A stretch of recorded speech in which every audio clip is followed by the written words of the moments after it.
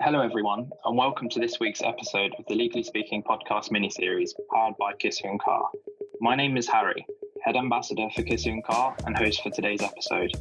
Today, I'm delighted to be joined by our guest feature, LLB, LPC, and LLM graduate and future trainee solicitor at Irwin Mitchell, Shannon Tong.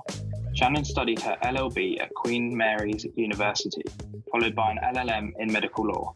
She has also recently finished her LPC and is due to commence her training contract in February 2020 at Irwin Mitchell's London office.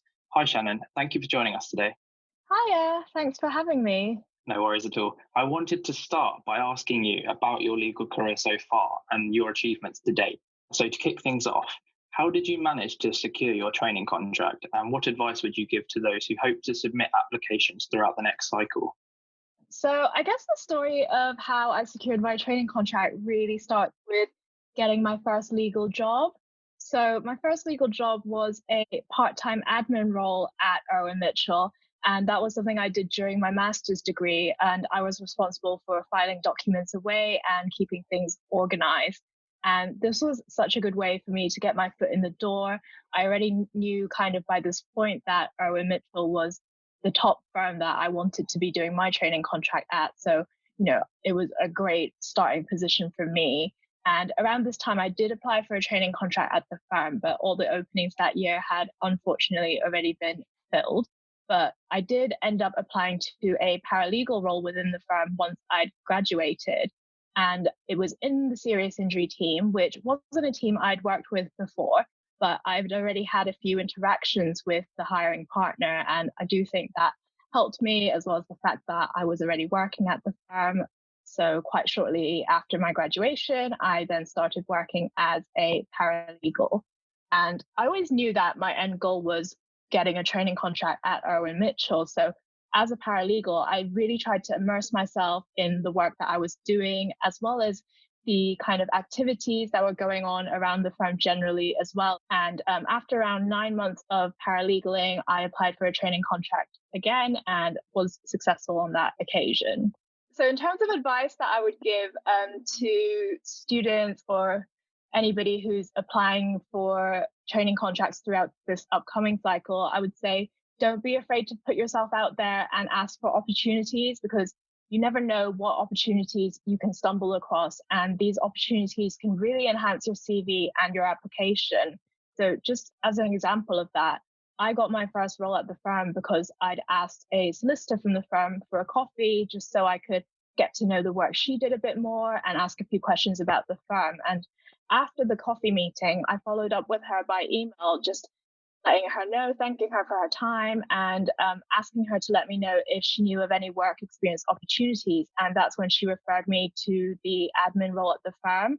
For sure. And having had that vast range of experience and working as a paralegal with Irwin Mitchell, which you did later secure a training contract with, what benefit could working as a paralegal bring to people without training contracts? So I think paralegaling is obviously a very substantial legal experience that you can be mentioning in your application and in your interviews.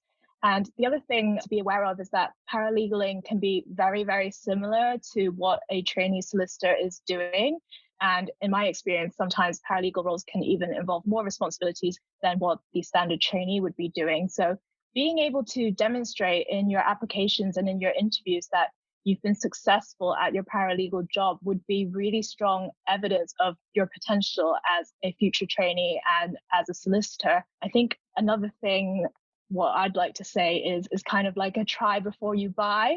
So you're getting this firsthand experience of what legal work is like, and you can really use this experience to confirm whether or not it's the career you want to be pursuing before you make a long-term commitment to a training contract.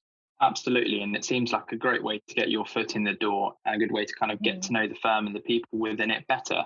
But Definitely. What advice would you give to aspiring lawyers who are in the process of researching firms? I would say start off with a general broad brush type of research, learn about all the different types of firms that are out there, the different types of work that you could get into. And then as you narrow down the type of firms you want to apply for, you can then get more specific with your research.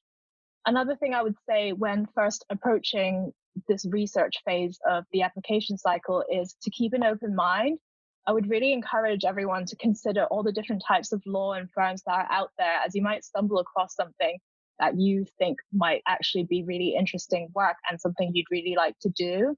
And I think it's important as well to stay true to yourself and really pursue what you're passionate about. So don't just apply to Magic Circle firms just because that's what everybody else around you is doing. Try to really work out what type of firm and type of work are a good fit for you, because once you work that out, you'll also find that the application process gets so much easier because you're genuinely passionate about what you're applying to. And I do think that kind of passion really comes across on paper, even when you're just writing out an application. And when you've identified the types of firms and the type of work that you want to be doing, then you should be taking your research to the next level. Don't just rely on what you read on Chamber Students or Legal Cheat, because at the end of the day, that's just basic introductory information into the firm. What you should be doing is following the firm's updates, maybe following partners or solicitors at the firm on social media, seeing what type of work or type of news that they're posting about. Try to understand the firm and what their strategies are for growth. And another thing I would really encourage people to do is try to connect with someone at the firm and find out more about their experiences. Of course, and as you touched upon previously, a lot of students do find themselves applying for these top Magic Circle firms. And something I was really interested in asking you is how you decided to pursue a career in non-commercial law. So I didn't really realize that I wanted to pursue non-commercial law until the very final month of my master's, and at the point where I kind of started working at Irwin Mitchell or applying for that first job. And I think why this was the case was while I was at university, all the information presented to me was just screaming commercial law. Every single event you went to, everybody you spoke to, they were all really, really interested in commercial law. And it kind of seemed like at the time that pursuing anything other than a big commercial firm would maybe be an inferior option. So I did spend my time at uni applying for vacation schemes at lots of commercial firms, and I did put a lot of time into this. I was spending around 2 weeks on each application, but I never really got anywhere with this. And now I know why. It's because it just wasn't something I was passionate about at the time. And it probably came across on my application that I just wasn't the most passionate candidate and the candidate that was the most interested in their firm.